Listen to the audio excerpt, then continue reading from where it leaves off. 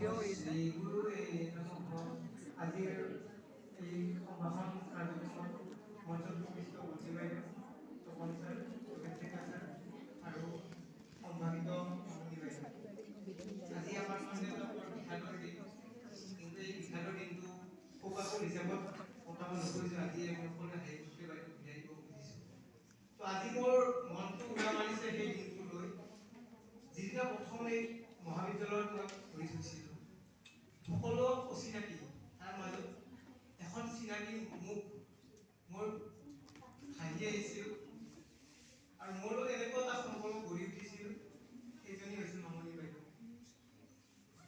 কলেজত অহাৰ পিছতে মনত পৰে বাইদেউৰ ৰুমৰ আগফালে মই থিয় হৈ আছিলোঁ।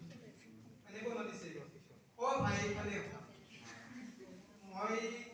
মই তেতিয়া ভাবি কাক মাতিছে, মই গ'লো কাষত, এই যা তই একাপ চাহ লৈ আহ, তই খাই আহিবি দেই।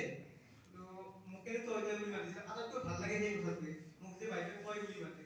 এই তই মোৰ আটাইতকৈ প্ৰিয় বাইদেউ। তো বাইদেউৱে তই খাই আহিছে আৰু তই সদায় ৰাতিপুৱা ভাত খাই আহা নে নাই?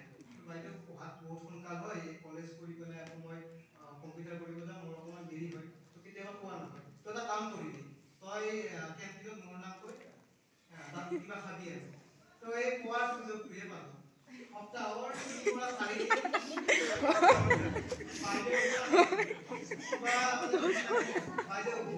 এইটো সঁচা কথা, বহুত খাইছোঁ মেমৰ, বহুত খাইছোঁ।